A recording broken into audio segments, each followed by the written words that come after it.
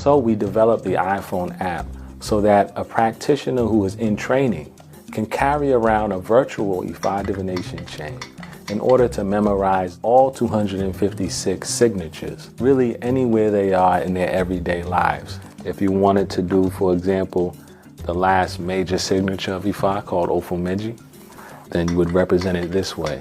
You would represent it on a divination chain identically as this, where you have a closed seed, open, close, and open, and the right side is identical to the left side. The second thing is that if you forget a verse, you can refer to your iPhone or your iPad, and you're gonna move it just as you would the chain.